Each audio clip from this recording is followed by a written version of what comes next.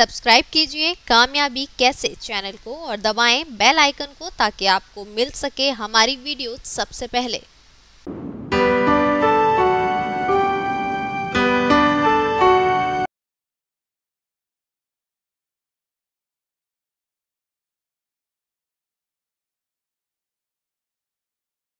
दोस्तों नमस्कार, मैं श्याम सुंदर पाठक, असिस्टेंट कमिश्नर।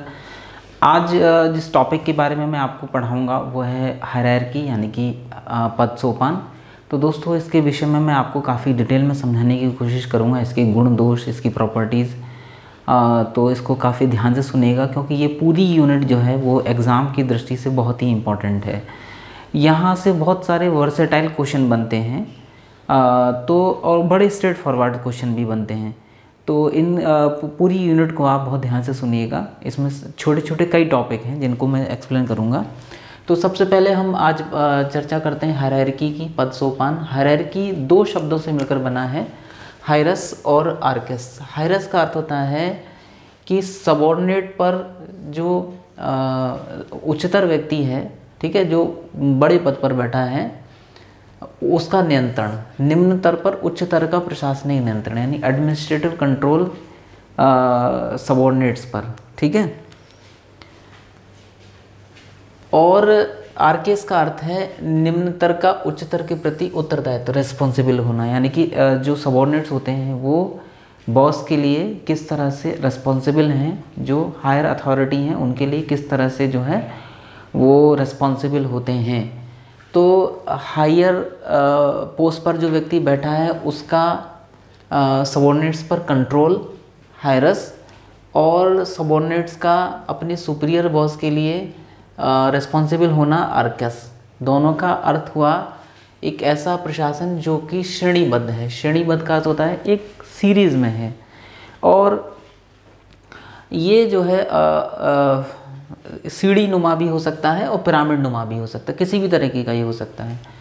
अर्ल लाथम ने इसकी एक डेफिनेशन दी है, और एक डेफिनेशन पर्याप्त है, एक या दो डेफिनेशन आप लिख कर आ सकते हैं। तो डेफिनेशन आप एक बार पढ़ लीजिए ठीक से इसको। निम्न व उच्च व्यक्तियों का श्रेणीबद्ध रूप से एक व्यवस्थित संगठन, यानी कि एक सिस्टमेटिक ऑर्गेनाइजेशन जिसमें कुछ जो है वो हायर अथॉरिटी हैं, कुछ लोअर अथॉरिटी के लोग हैं, यानी कि कुछ निम्न और उच्च व्यक्तियों का एक श्रेणीबद्ध रूप से जब आप एक हायरार्की में आप उसको लगा लेते हैं, एक वो सीढ़ी नुमा भी हो सकता है, वो पिरामिड नुमा भी हो सकता है, किसी भी एक सीरीज़ में जब आप उसे लगाते हैं, ऐसे ऑर्गेनाइजेशन को आप जो है पद सोपान कहते हैं।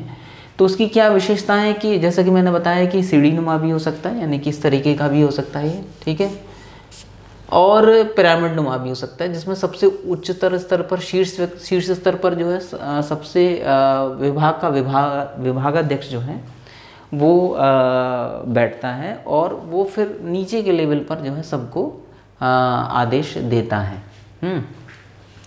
प्रत्येक स्तर पर कार्य का विभाजन सुनिश्चित होता है। प्रत्येक स्तर पर देखिए, हर स्टेप पर सबका काम डिवाइडेड है, ठीक है, सबके कार्य सुपरिभाषित हैं।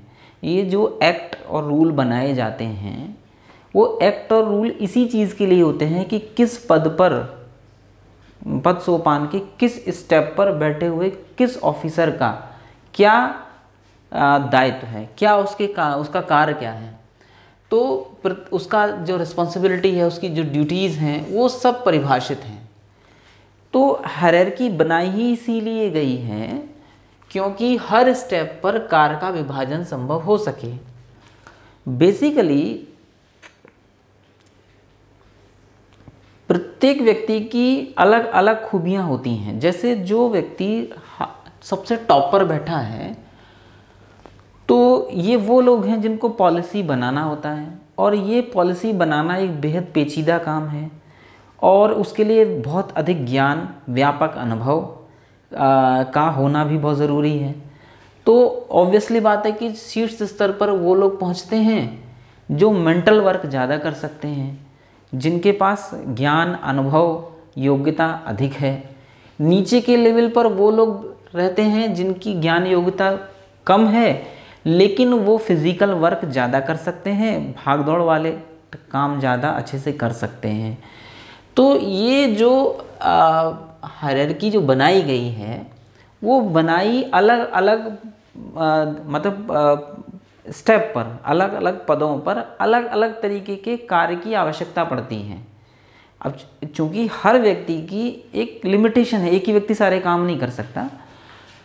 कुछ जो शीर्ष स्तर पर बैठे हुए लोग हैं उनको चूंकि चिंतन का काम ज़्यादा करना होता है, उनको डिसीजन मेकिंग ज़्यादा करनी होती है। डिसीजन मेकर हैं ये, जो जैसे जैसे आप ऊपर बढ़ते हैं डिसीजन मेकिंग बढ़ती है, यानी कि ऊपर के लोग डिसीजन लेते हैं और उसको इम्प्लीमेंट करते हैं नीचे के लोग। ठीक है ना, समझ रहे हैं ना आप बात को। तो डिसीजन ऊपर से लिया जाता है और नीचे के लोग उसको फॉलो करते हैं। तो डिसीजन लेने के लिए विशेष योग्यता की, अनुभव की, ज्ञान की आवश्यकता है। तो इसलिए ये जो है ये हायरार्की बनाई जाती है ना। तो ये जो कार्य का विभाजन है इसके पीछे कई सारे कारण हैं कार्य के विभाजन के, योग्यता, ज्ञान, अनुभव प्लस अब जैसे मिलिट्री है, अब वहाँ साहस, पराक्रम को भी हम जो है इसमें इंक्लूड कर सकते हैं, क्योंकि अपने साहस और पराक्रम के बल पर ही कोई व्यक्ति जो है जो उसका जो प्रमोशन है वो तेज़ी से होता है। नहीं तो अपने थ्रू जब उसका टाइम आना वो प्रमोशन होना ही है, लेकिन आप अपनी बहादुरी से, योग्यता से आउट ऑफ टर्न प्रमोशन भी लेते हैं। तो वहाँ पर एक साहस भी एक मतलब पॉइंट जुड़ जाता है। और क्या विशेषता होती है कि हर काम उचित माध्यम से होता है। देखिए उचित माध्यम को समझने की कोशिश कीजिए। इंग्लिश में हम इसके लिए शब्द इस्तेमाल करते हैं थ्रू प्रॉपर चैनल। तो हायरार्की बनाई ही इसीलिए गई है कि कौन व्यक्ति किसको आदेश देगा और कौन आदेश मानेगा, किसका आदेश मानेगा, सभी चीज़ें क्लियर हैं कि कौन किसको आदेश दे सकता है और कौन किससे आदेश प्राप्त करेगा। ओके, बिल्कुल क्लियर है, उसका कहीं भी जो है ऐसा नहीं कि उल्लंघन संभव हो। हर काम प्रॉपर चैनल के माध्यम से होगा। प्रॉपर चैनल का मतलब ये है कि जैसे एक व्यक्ति है, मान लीजिए एक एग्जांपल मैं आपको लेता हूँ कि मान लो प्राइमरी टीचर है, ठीक है, उसे कोई एग्ज़ाम देना है, मतलब कोई कंपटीशन की तैयारी कर रहा है, जैसे मान लो आईएएस का ही एग्ज़ाम देना है या पीसीएस का एग्ज़ाम देना है। तो अब वो उसकी सूचना जो है वो विभागाध्यक्ष को देगा। तो अब वो सूचना उसको जो एनओसी, जो नॉन ऑब्जेक्शन सर्टिफिकेट है, अनापत्ति प्रमाण पत्र, वो उसको कैसे मिलेगा? तो पहले वो टीचर जो है अपने जो ब्लॉक एजुकेशन ऑफिसर है उसको एप्लीकेशन देगा। ब्लॉक एजुकेशन ऑफिसर से वो बीएसए के पास जाएगी, फिर जो है वो जॉइंट डायरेक्टर के पास, फिर डायरेक्टर के पास, इस तरह से होते हुए तब वो फिर वापस आती है। तो हर चीज़ प्रॉपर चैनल के थ्रू है। ऐसा नहीं है कि कोई व्यक्ति को एनओसी चाहिए तो सीधे वो डायरेक्टर के लिए लेटर लिख दे, वो जाएगा थ्रू प्रॉपर चैनल ही। यदि छुट्टी स्वीकृत करानी है, मतलब अर्जित अवकाश, अर्न लीव है, या कोई ऐसी चीज़ जहां हायर अथॉरिटी के परमिशन की आवश्यकता है, तो आप हायर अथॉरिटी को डायरेक्ट नहीं लिख सकते, समझ रहे हैं ना। मान लो लेखपाल है और वो डिस्ट्रिक्ट मजिस्ट्रेट तक उसको कोई बात पहुंचानी है, तो लेखपाल पहले नायब तहसीलदार को, नायब तहसीलदार तहसीलदार को, तहसीलदार एसडीएम को, एसडीएम एडीएम को, एडीएम डिस्ट्रिक्ट मजिस्ट्रेट को, ये एक हायरार्की है। तब वो डीएम तक पहुंचेगा, डायरेक्ट नहीं पहुंच सकता। ये थ्रू प्रॉपर चैनल का अर्थ होता है स्टेप बाय स्टेप, ठीक है ना। अच्छा, एक चीज़ और मैं आपको समझाने की कोशिश करता हूँ। जैसे ये पिरामिड नुमा हायरार्की में मैं यहाँ पर डिस्ट्रिक्ट मजिस्ट्रेट को ले लेता हूँ, ठीक है ना, और ये अलग अलग विभाग हैं, जैसे एडीएम, ठीक है, एसडीएम, तहसीलदार, नायब तहसीलदार, ठीक है।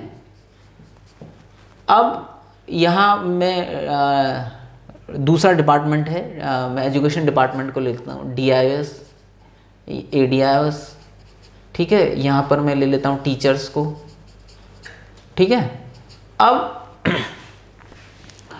अब एग्जाम्पल से मैं आपको समझाने की कोशिश करता हूँ कि कैसे जो है प्रॉपर चैनल का इस्तेमाल किया जाता है।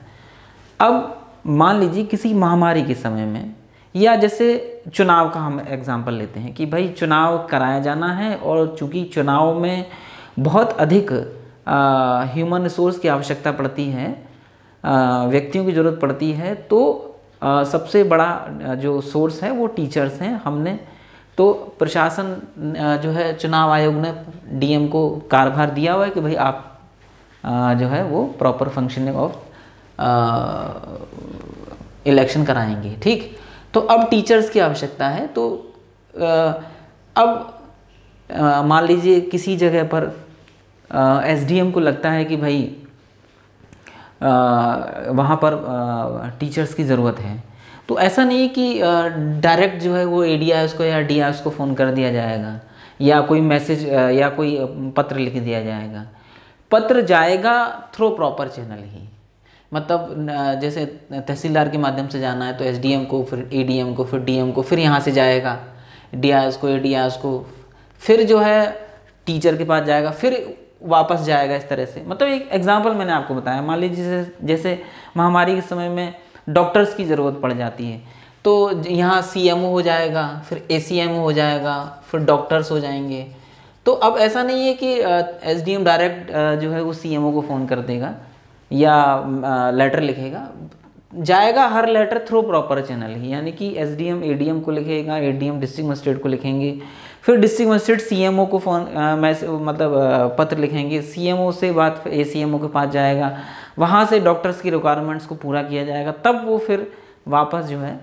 तो ये प्रॉपर चैनल है, हर चीज़ ऐसे ही जाएगी। ये डायरेक्ट इसको, यानी एक विभाग का एक कर्मचारी, मतलब जैसे ऐसा नहीं हो सकता कि जैसे कलेक्ट्रेट का एक बाबू किसी दूसरे विभाग के दूसरे बाबू से सीधे फ़ोन करके कोई लिस्ट मंगा ले या कोई सीधा पत्राचार कर ले, ऐसा नहीं हो सकता। एक बाबू, एक विभाग के बाबू को यदि किसी दूसरे विभाग के बाबू से या अधिकारी से, मतलब किसी भी स्तर के, देखिए एक चीज़ बहुत ध्यान से समझने की है कि यहाँ स्तर का भी हमें ध्यान रखना है। तो सीधे लिंक नहीं कर सकते, जाएगा थ्रू प्रॉपर चैनल ही। यदि एक जगह विभाग के बाबू को दूसरे विभाग के बाबू से किसी तरह की कोई सूचना चाहिए, तो वो पहले अपने उच्चाधिकारी को लिखेगा, उच्चाधिकारी से होते हुए वो फिर दूसरे विभाग के उच्चाधिकारी तक जाएगी, तब वो फिर उस दूसरे विभाग के बाबू तक पहुंचेगी। फिर वहाँ से सूचना वापस जो है दूसरे विभाग के उच्चाधिकारी तक, और फिर दूसरे विभाग के उच्चाधिकारी से पहले विभाग के उच्चाधिकारी तक जाएगी, तब फिर वो नीचे जाएगी बाबू तक। तो इस तरह से सूचनाएं जो हैं वो आदान प्रदान होती हैं। हर चीज़ थ्रू प्रॉपर चैनल होती है, आप उसमें कहीं भी जंप नहीं मार सकते हैं। मतलब ऐसा नहीं हो सकता कि नायब तहसीलदार सीधे एसडीएम को या एडीएम को रिपोर्ट करे, वो थ्रू प्रॉपर चैनल ही करेगा। हर चीज़ प्रॉपर चैनल के थ्रू होगी, ठीक है। तो ये चीज़ हायरार्की सबसे इम्पॉर्टेंट चीज़ है कि आप किसी भी परिस्थिति में एक्सेप्शनल छोड़ते हुए, क्योंकि मैं आपको बाद में बताऊंगा फेयरनेस के बारे में, गैंग प्लैंक का सिद्धांत दिया है। हालांकि फेयल जहां मैंने पढ़ा है वहां भी मैंने इसको अच्छे से एक्सप्लेन किया, लेकिन फिर भी मैं एक बार और समझा दूंगा, चूँकि हायरार्की की बात चल रही है। तो गैंग प्लैंक का सिद्धांत दिया है उन्होंने, लेकिन उन्होंने कहा एक्सेप्शनल केस को छोड़ दिया जाए, बहुत ही इमरजेंसी, कोई बहुत बड़ी महामारी, कोई बहुत बड़ी आपदा विपदा आ जाए तो अलग बात है, नहीं तो सामान्य परिस्थितियों में किसी जो है आप इस प्रॉपर चैनल को आप नहीं छोड़ेंगे, आप प्रॉपर चैनल बनाए रखेंगे, ठीक है।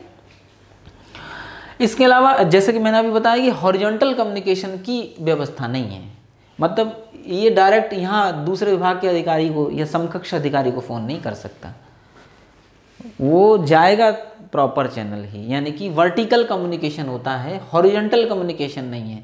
ये हॉरिजॉन्टल कम्युनिकेशन है, ये वर्टिकल कम्युनिकेशन है। तो हायरार्की में वर्टिकल कम्युनिकेशन होता है, ऊर्ध्वाधर संचार होता है, ना कि क्षैतिज संचार, ठीक है। तो ये कुछ विशेषताएं मैंने आपको बताई। अब कुछ प्रकार भी हम समझ लेते हैं, कितने प्रकार का होता है पदसोपान। तो पहला है जो पिफनर और शेरवुड ने बताया है, 4 प्रकार बताए। एक तो कार्य आधारित, यानी कि ये जो हम बनाते हैं हायरार्की जो बनाते हैं, इसके 4 आधार हैं। पहली बात तो कि वर्क ओरिएंटेड है, कि किसका क्या काम है, तो जो सबसे ऊंचे पद पर बैठा है उसके काम भी ज़्यादा हैं, ठीक है, तो वर्क पर आधारित। दूसरा प्रतिष्ठा पर आधारित, ठीक है, जैसे सेना में, तो सेना में जैसे कोई व्यक्ति यदि कर्नल है, अब वो यदि वो युद्ध के मैदान में कर्नल है, चाहे वो ऑफिस में, लेकिन उसकी प्रतिष्ठा, उसकी शक्ति में कोई कमी नहीं है, पावर वही है उसकी, उसको वही रिस्पेक्ट मिलेगा। तो ये प्रतिष्ठा आधारित संगठन है मिलिट्री जो है ना। कुछ कुशलता आधारित होते हैं, यानी कि जो अत्यधिक कुशल, योग्य और दक्ष है उसको सर्वोच्च पद पर आप बिठा देंगे। जैसे जो वैज्ञानिक संगठन हैं, साइंटिफिक इंस्टीट्यूशन जितने भी हैं, वो कुशलता आधारित, योग्यता और दक्षता आधारित संगठन है। जिसके अंदर योग्यता दक्षता ज़्यादा है वो उच्च पदों पर आसानी से पहुंच जाता है, उच्च पदों पर उसको बिठाया जाता है। चौथे, वेतन आधारित, यानी कि जिसकी सैलरी सबसे ज़्यादा वो सबसे ऊंचे पद पर बैठेगा। तो ये जो है 4 आधार होते हैं हायरार्की के। क्या गुण होते हैं इसके, क्या मतलब इससे लाभ क्या होते हैं? पहला लाभ तो ये होता है कि इससे एकरूपता आ जाती है। देखिए सबसे बड़ी लाभ तो इससे है कि यूनिफॉर्मिटी आती है, क्रिस्टल क्लियर होती है सब चीज़ें कि कौन किसको आदेश दे रहा है, कौन किससे आदेश प्राप्त कर रहा है। तो हर चीज़ एकदम क्रिस्टल क्लियर है, वहाँ कहीं डाउट नहीं है किसी भी तरीके का, है ना। दूसरा, नेतृत्व का निर्धारण हो जाता है, यानी कि कौन जो है वो लीड करेगा, लीडर कौन होगा, नेतृत्व कौन करेगा। और यहाँ रिस्पॉन्सिबिलिटी भी फिक्स होती है, जहाँ नेतृत्व आ जाता है वहाँ रिस्पॉन्सिबिलिटी भी फिक्स होती है। यानी कि जैसे उदाहरण के लिए आपने देखा होगा, जैसे कि किसी ज़िले में कोई बहुत बड़ा एक्सीडेंट हो गया या कोई क्राइम हो गया, है ना, कोई बहुत बड़ी ऐसी घटना हो गई, तो फिर जो है चूँकि डिस्ट्रिक्ट मजिस्ट्रेट नेतृत्व करता है डिस्ट्रिक्ट ज़िले का, तो सबसे पहली बात जो है आपने देखा होगा अक्सर करके ट्रांसफ़र कर दिया जाता है, ठीक है, या और कोई पनिशमेंट है तो और कोई पनिशमेंट दिया जाता है। चूँकि वो लीडर है ना ज़िले का, तो सबसे ज़्यादा रिस्पॉन्सिबिलिटी भी उसी की है। तो जिसकी रिस्पॉन्सिबिलिटी ज़्यादा है, अब देखिए, अब एक किसी जगह मान लीजिए किसी गांव में जाके मर्डर हो गया, अब सरकार ने उठा के डिस्ट्रिक्ट मजिस्ट्रेट का ट्रांसफ़र कर दिया। अब उस गांव में जो आपसी रंजिश हुई, जो खून खराबा हुआ, उसका डिस्ट्रिक्ट मजिस्ट्रेट से कोई लेना देना नहीं है, लेकिन चूंकि ज़िले का नेतृत्व वो कर रहा है, ज़िले की हर छोटी बड़ी घटना के लिए वही उत्तरदायी है। तो हायरार्की के माध्यम से ये चीज़ हमें क्लियर होती है कि भाई कौन किस चीज़ का नेतृत्व कर रहा है ना। इसके अलावा पूरी व्यवस्था इंटीग्रेटेड हो जाती है, एकीकृत हो जाती है, यानी कि हमें पता होता है कि कौन जो है किस चीज़ के लिए रिस्पॉन्सिबल है ना। और हर चीज़ इंटीग्रेटेड है, जुड़ी हुई है, जॉइंट है। इसलिए हम लोग इसको कहते हैं कि हायरार्की के माध्यम से कोऑर्डिनेशन पॉसिबल होता है। यदि हायरार्की नहीं होती तो कोऑर्डिनेशन पॉसिबल नहीं होता, और कोऑर्डिनेशन पॉसिबल नहीं होता तो किसी भी ऑर्गेनाइजेशन के लिए बने रहना असंभव है। जैसे पूरी बॉडी के अंदर कम्युनिकेशन है, हर पार्ट के अंदर, दिमाग से लेकर पैर तक हर चीज़ एक दूसरे से प्रॉपरली कोऑर्डिनेट करती है, तब जाके ये बॉडी चल पाती है। ऐसे किसी भी ऑर्गेनाइजेशन के लिए कोऑर्डिनेशन बहुत ज़रूरी है, और कोऑर्डिनेशन बन पाए इसके लिए क्या ज़रूरी है कि इसके लिए हायरार्की ज़रूरी है। क्योंकि यदि हायरार्की ही नहीं होगी तो कोऑर्डिनेशन ही पॉसिबल नहीं है, क्योंकि कौन किससे कोऑर्डिनेट करेगा यही नहीं जब पता है तो फिर ऑर्गेनाइजेशन संभव ही नहीं है। यानी ऑर्गेनाइजेशन ठीक से चले, प्रॉपर चले, वो ठीक से फंक्शनिंग करे, उसके लिए हायरार्की बहुत ज़रूरी है, ठीक है ना। ऐसे नहीं कि केवल हायरार्की इसलिए बना दी गई है कि भाई सबसे ऊंचे पद पर बैठे व्यक्ति को हमने बहुत ज़्यादा ताकत दे दी, अब वो बेशुमार ताकत है उसके पास। जैसे डिस्ट्रिक्ट मजिस्ट्रेट के लिए कहा जाता है कि भाई उसकी शक्तियाँ अनंत हैं, लेकिन भाई उसकी शक्तियाँ अनंत है तो उसके पास रिस्पॉन्सिबिलिटी भी तो अनंत है। सारे विभागों को वो लीड करता है, जिले की हर छोटी बड़ी घटना के लिए वो रिस्पॉन्सिबल है, तो उसे उसी हिसाब से शक्तियाँ भी दी गई हैं, उसी हिसाब से उसका जो रिस्पॉन्सिबिलिटी भी सबसे ज़्यादा है। तो हमें लगता है, लेकिन सबसे सर्वोच्च पद पर जो बैठा हुआ व्यक्ति है उसका काम उतना ही ज़्यादा डिफ़िकल्ट है, ठीक है ना। एक विभाग के एक अधिकारी को अपने विभाग को देखना, उसे सारे विभागों को देखना, अच्छा केवल विभागों को ही नहीं देखना, जिले की कानून व्यवस्था से लेकर हर चीज़ के लिए डिस्ट्रिक्ट मजिस्ट्रेट रिस्पॉन्सिबल है। तो मैंने एक एग्जांपल आपको दिया है कि जो सर्वोच्च पद पर बैठा है उसकी रिस्पॉन्सिबिलिटी उतनी ही ज़्यादा है, ठीक है ना। और ये मैंने आपको बता दिया कि हर काम उचित मार्ग के द्वारा होता है, थ्रू प्रॉपर चैनल होता है, ठीक है ना। उत्तरदायित्व का प्रत्यायोजन होता है, इसको समझने की कोशिश कीजिए। Delegation of authority, actually hierarchy नहीं होती तो डेलीगेशन ऑफ अथॉरिटी नहीं होती। डेलीगेशन का अर्थ होता है अपनी पावर को नीचे को देना, यानी कि अपनी पावर अपने सबॉर्डिनेट को देना, ये डेलीगेशन प्रत्यायोजन का अर्थ है। जैसे जिले में जितने भी, जैसे मान लो आय प्रमाण पत्र है, जाति प्रमाण पत्र है, ठीक है, तो वो अब वो डेली आने वाले काम हैं, चूंकि हर काम के लिए जिम्मेदार डिस्ट्रिक्ट मजिस्ट्रेट है, तो अपनी जो डिस्ट्रिक्ट मजिस्ट्रेट है वो अपनी पावर डेलीगेट करता है एडीएम को, एडीएम एसडीएम को, एसडीएम अपनी पावर तहसीलदार को डेलीगेट करता है। तो जो ऐसे काम हैं, जो रोज़मर्रा के काम हैं, जो आने ही आने हैं, उनको छोटे अधिकारियों को दिया जाता है। और बड़ी जो समस्याएं हैं, जो बड़ी बातें हैं, जो ऐसी समस्याएं जो मतलब जहां बड़े अधिकारी को डिसीजन लेना है, वो जो है वो उच्च स्तर के अधिकारी उस पर डिसीजन लेता है। तो एक जो उच्चतम स्तर पर अधिकारी बैठा है, अब चूंकि अब जैसे डिस्ट्रिक्ट मजिस्ट्रेट को ही लें, उसको सारे विभागों को लीड करता है। अब क्या वो सारे विभागों को जो है वो अकेला संभालेगा या अकेला सब पर साइन करेगा? नहीं, वो अपनी पावर को डेलीगेट करता है। जैसे वो मजिस्ट्रेट है, डिस्ट्रिक्ट मजिस्ट्रेट, तो अपनी मजिस्ट्रेट पावर वो डेलीगेट करता है। जैसे चुनाव में मजिस्ट्रेट बनाए जाते हैं, सेक्टर मजिस्ट्रेट, जोनल मजिस्ट्रेट, तो वो क्यों बनाए जाते हैं? वो डेलीगेशन ऑफ द पावर है। डिस्ट्रिक्ट मजिस्ट्रेट अपनी मजिस्ट्रेट पावर को डेलीगेट करता है जोनल मजिस्ट्रेट को, सेक्टर मजिस्ट्रेट को, ठीक है, ताकि वही पावर जो डिस्ट्रिक्ट मजिस्ट्रेट को है, वही मजिस्ट्रेट पावर वो अपनी डेलीगेट करता है, ताकि वो जो सेक्टर मजिस्ट्रेट्स हैं, जोनल मजिस्ट्रेट्स हैं, वो अपनी उस पावर के कारण जो है उस काम को ठीक प्रकार से संपन्न कर सकें। तो यदि हायरार्की ही नहीं होगी तो ये कैसे पता चलेगा कि कौन किसको अपनी पावर डेलीगेट करेगा, अथॉरिटी डेलीगेट करेगा? ये पॉसिबल ही नहीं है। तो मैंने कहा ना कि ऑर्गेनाइजेशन के लिए सबसे इंपॉर्टेंट है हायरार्की हो, ताकि हमें ये चीज़ क्लियर हो कि यदि हमें अपनी पावर डेलीगेट करनी है तो किसको डेलीगेट करनी है, ठीक है ना। और एक की एब्सेंस में मान लीजिए डिस्ट्रिक्ट मजिस्ट्रेट, मैं एक एग्जांपल दे रहा हूँ, तो अपनी पावर डेलीगेट करता है, तो डेलीगेशन कितने स्तर तक हो सकता है, किसको होगा, किस तरह से होगा, ठीक है, कौन सी चीज़ों का डेलीगेशन होगा, कौन सी चीज़ों का नहीं होगा, ये सारी चीज़ें जो हैं वो हायरार्की तय करती हैं, ठीक है ना। तो हायरार्की बहुत इम्पॉर्टेंट है किसी भी ऑर्गेनाइजेशन के लिए, लेकिन इसकी कुछ कमियां भी हैं। अब इससे कुछ कमियां भी आ जाती हैं, कुछ दोष भी आ जाते हैं, उनके बारे में हम जानेंगे। और ये भी जानेंगे कि किसी आपदा, विपदा या मतलब ऐसी परिस्थितियों में जो बहुत कम आती हैं, अब जैसे मान लीजिए हाल फिलहाल में जैसे कोविड-19 की प्रॉब्लम आई, तो अब ऐसी परिस्थितियां जहां एकदम से डिसीजन लेना होता है, तो फिर कैसे, चूँकि प्रॉपर चैनल में टाइमिंग बहुत ज़्यादा लग जाता है, तो उसका निराकरण करने के लिए क्या हम प्रोसीजर अपना सकते हैं, जिसे फेयोल ने गैंग प्लैंक का सिद्धांत कहा है, वो मैं आपको समझाने की कोशिश करूँगा। तो आशा करता हूँ कि आपको यहाँ तक बहुत अच्छे से समझ में आया होगा। अब हम जानेंगे इसके दोष के विषय में, और उस दोष को दूर करने का क्या उपाय फेयोल बताते हैं उसके विषय में। इसी के साथ नमस्कार दोस्तों। सब्सक्राइब कीजिए कामयाबी कैसे चैनल को और दबाएं बेल आइकन को, ताकि आपको मिल सके हमारी वीडियो सबसे पहले।